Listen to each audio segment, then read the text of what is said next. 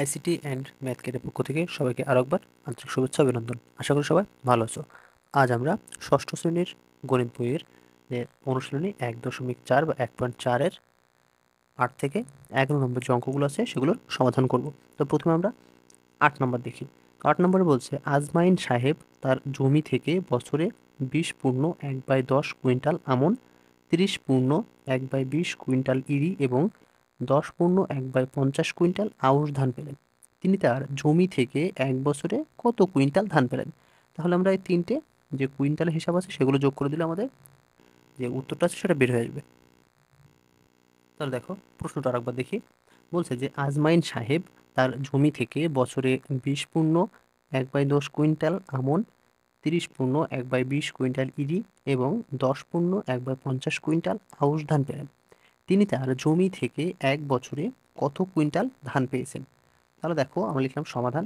দেওয়া আছে আমন ধান পেয়েছেন 20.1/10 কুইন্টাল, ইরি ধান পেয়েছেন 30.1/20 কুইন্টাল এবং আউশ ধান পেয়েছেন 10.1/50 কুইন্টাল।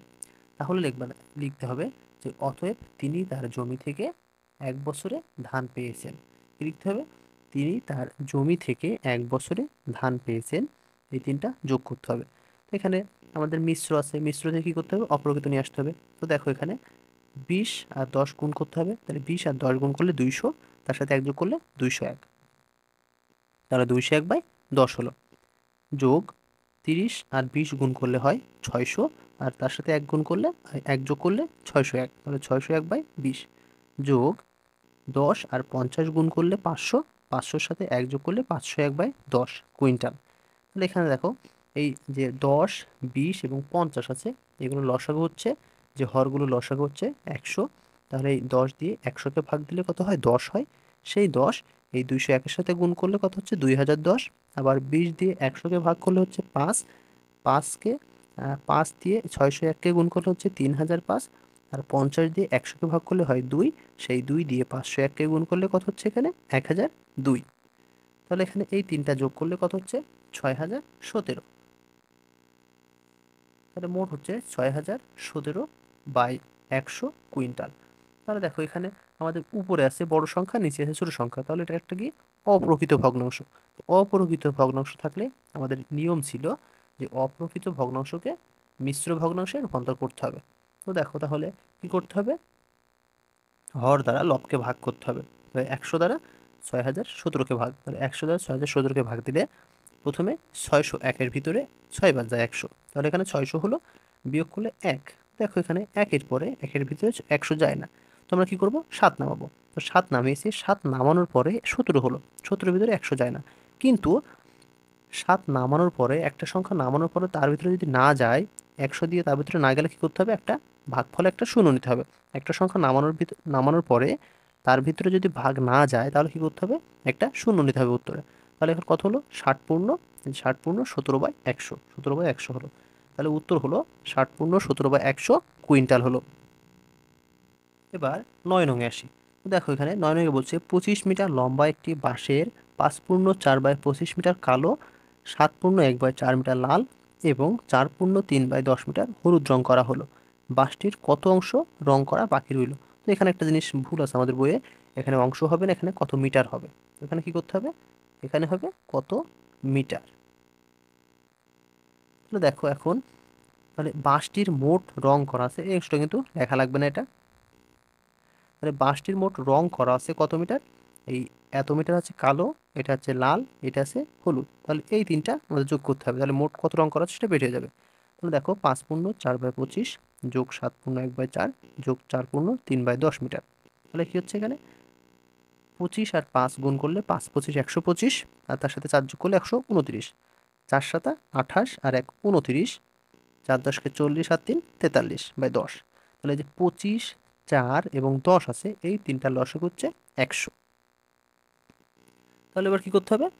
100-কে 25 দ্বারা ভাগ, 100-কে 25 দ্বারা ভাগ করলে হয় 4, সেই 4 দিয়ে 129-কে গুণ করলে হয় 516। আবার 4 দিয়ে 100-কে ভাগ করলে হয় 25, 25 আর 29 গুণ করলে হয় 725। যোগ 10 দিয়ে 100-কে ভাগ করলে হয় 10, আর 10 আর 43 গুণ করলে 430। তাহলে এই তিনটা গুণ করলে আমরা যে আমাদের উত্তর সেটা বের হয়ে যাবে। দেখো সরি, এখানে উত্তরটা বের হবে না, এখানে আমাদের কতটুকু রং করা আছে সেটুকু বের হবে।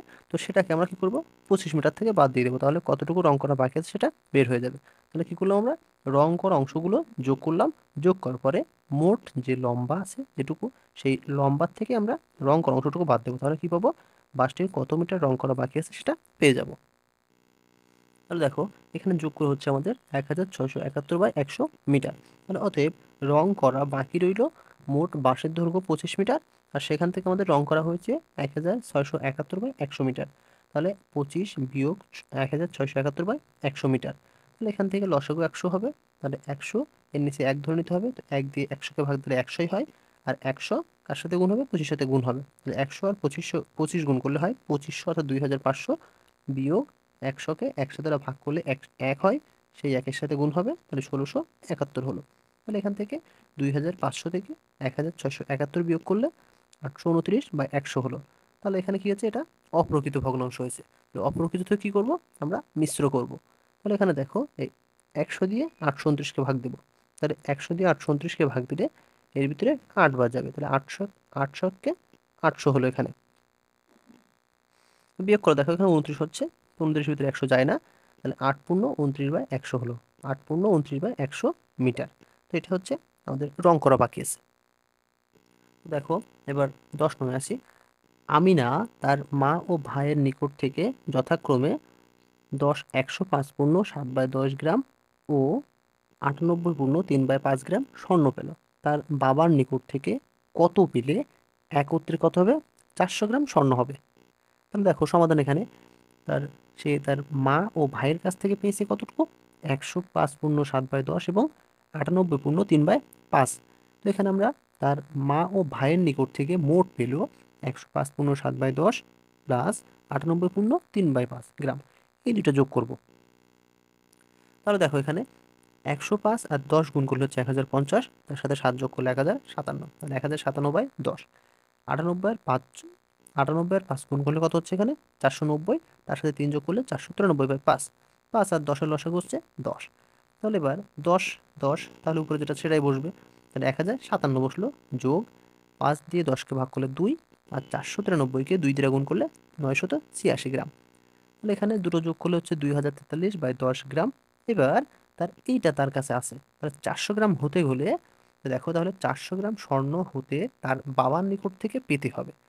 তাহলে তার কাছে আছে এই 2043/10 গ্রাম, আর 400 গ্রাম হতে গেলে তার বাবার কাছ থেকে নিতে হবে এই 400 থেকে আমরা এটা বাদ দেবো, তাহলে সেটা বের হয়ে যাবে। তাহলে দেখো এখানে তার বাবার কাছ থেকে নিতে হবে কি, 400 বিয়োগ 2043/10 গ্রাম। তাহলে এখানে 10 হচ্ছে লসাগু, আর নিচে যেহেতু 1 আছে, 1 দিয়ে 10কে ভাগ করলে 10 হয়, সেই 10 সরাসরি এর সাথে গুণ হবে, তাহলে কত হচ্ছে 4000 বিয়োগ 10 10, তাহলে উপরে যেটা সেটা বসবে 2043, তাহলে বিয়োগ করলে হচ্ছে 1957, অর্থাৎ 1957 গ্রাম, সরি 1957/10 গ্রাম।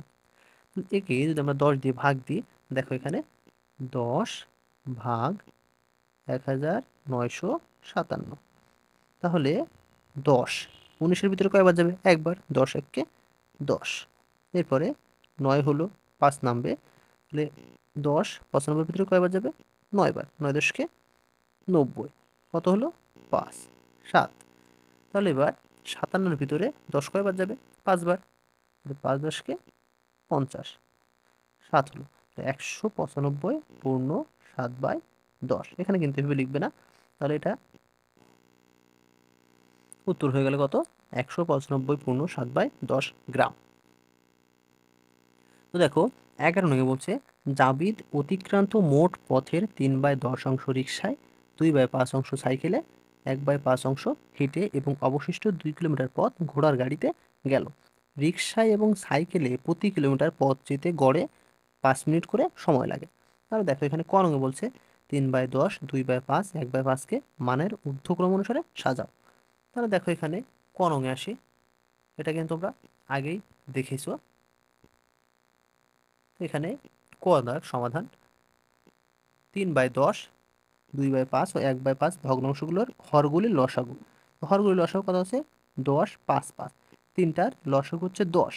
তাহলে এবার 3/10 সমান 3 × 1/10 × 1 সমান 3/10। কেন 1 দিয়ে গুণ করলাম? যেহেতু এই হর দ্বারা এই লসাগুকে ভাগ দিলে 1 হচ্ছে ভাগফল, তাহলে 10/10 কত হচ্ছে এখানে 1। আবার 2/5 সমান 2 × 2/5 × 2 সমান 2 × 2 = 4, 5 × 2 = 10।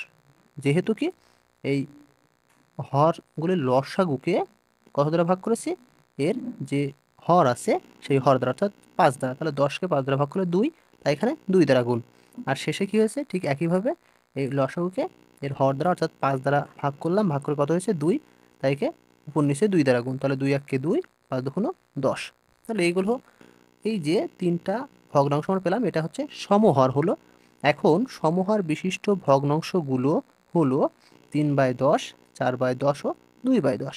তাহলে এখন ভগ্নাংশগুলোকে আমরা মানের ঊর্ধ্বক্রম অনুসারে সাজিয়ে পাই। তো যদি হরগুলো সমান হয় তাহলে উপরে যেটা বড় সেটা সবচেয়ে বড়, আর উপরে যেটা ছোট সেটা সবচেয়ে ছোট। তো এখানে 2/10 সবচেয়ে ছোট আছে, তাহলে 2/10, তার থেকে বড় আছে 3/10, তাহলে এখানে 3/10, তার থেকে বড় কি 4/10, তাহলে এখানে 4/10 হলো। এবার 2/10 জায়গায় 1/5, এখানে 2/10 জায়গায় 1/5 আছে, 3/10 জায়গায় 3/10ই আছে, এবং 4/10 জায়গায় আছে 2/5, তাহলে 2/5। এটা লিখে দিলাম, এটা হচ্ছে আমাদের উত্তর। খ নঙ্গে বলছে দেখো, অতিক্রান্ত মোট পথের দূরত্ব নির্ণয় করো। তো এখানে আমাদের দুইটা জিনিস দেওয়া আছে দেখো। এক হচ্ছে যে অতিক্রান্ত মোট পথের এত অংশ রিক্সায়, এত অংশ সাইকেলে এবং এত অংশ হেঁটে যায়। আর অবশিষ্ট যে 2 কিলোমিটার পথ, এই 3টা দেওয়া আছে অংশে, এবং এটা দেওয়া আছে কিলোমিটারে। তাহলে আমাদের ক্লাস 5 অর্থাৎ পঞ্চম শ্রেণীতে একটা অঙ্ক ছিল বাঁশের অঙ্ক, ঠিক সেভাবে করতে হবে এটা। এই 3টা অংশ যোগ করব, যোগ করে আমাদের সম্পূর্ণ অংশ ধরতে হবে 1 অংশ। তো 3টা অংশ যোগ করে বাকি অংশটা বের করব, বের করে সেটা সমান 2 কিলোমিটার দিয়ে আমরা সম্পূর্ণ পথটা বের করব। তো আমরা এটা করে ফেলি। তো দেখো, এটার জন্য প্রথমে ধরি সম্পূর্ণ পথ সমান কি 1 অংশ। তাহলে রিক্সা, সাইকেলে ও হেঁটে যায় মোট 3/10, 2/5, 1/5 অংশ। তাহলে 3টার লসাগু হচ্ছে 10, তাহলে 10 দিয়ে 10কে ভাগ করলে 1, তাই 3, প্লাস 5 দিয়ে 10কে ভাগ করলে 2, তাহলে 2 2 4, যোগ এখানে 5 দিয়ে 10কে ভাগ করলে 2 হয়, সেই 2 1 2, তাহলে 3টা যোগ করলে হচ্ছে কত, 4 3 7, 7 2 9, 9/10, 9/10 অংশ। এবার তাহলে আমাদের বলেছিল যে বাকি অংশ ঘোড়ার গাড়িতে যায়। তো আমরা এখানে সম্পূর্ণ পথ সমান ধরেছি 1 অংশ, আর এই অংশটুকু সে সাইকেল, রিক্সা এবং হেঁটে যায়। তাহলে বাকি যে পথ সেটুকু ঘোড়ার গাড়িতে যাবে, তাহলে অতএব ঘোড়ার গাড়িতে যায় এই সম্পূর্ণ পথ থেকে এইটুকু বাদ দেবো। তাহলে 1 অংশ বিয়োগ 9/10 অংশ এখানে বাদ দিলাম। তাহলে এই 10 আর 1-এর লসাগু হলো 10, তাহলে 10 দিয়ে এর নিচে 1 ধরতে হবে। তাহলে এই 10কে 1 দ্বারা ভাগ করলে 10 হয়, 10 1 10, এই বিয়োগ এই 10 দিয়ে 10কে ভাগ করলে 1, 9 1 9, তাহলে 9 আর 1 হলো 10, 1/10 অংশ। তাহলে এই 1/10 অংশ সে 2 কিলোমিটার পথ এইটুকু ঘোড়ার গাড়িতে যায়। তাহলে এই 1/10 অংশ সে ঘোড়ার গাড়িতে যায়, তাহলে সম্পূর্ণ পথ আমাদের বেরিয়ে যাবে। তাহলে 1/10 অংশের দৈর্ঘ্য কত, 2 কিলোমিটার। তাহলে দেখো, এখানে প্রশ্ন মত আমাদের হচ্ছে 1/10 অংশের দৈর্ঘ্য কত কিলোমিটার, 2 কিলোমিটার, অর্থাৎ 1 বা সম্পূর্ণ অংশ দৈর্ঘ্য। তো আমরা জানি যে কোনো কিছুর পরে 1 আসলে কি হয়, সেটা ভাগ হয়। তাহলে 2, এটা কিন্তু ভাগ 1/10 হলো। তো ভাগ থাকলে আমাদের গুণ দিয়ে কি করতে হয়, উল্টে দিতে হয়। তাহলে এখানে 2 থাকলো, এটা গুণ হয়ে গেল, গুণ হয়ে উল্টে গেল, 10টা উপরে 1টা নিচে।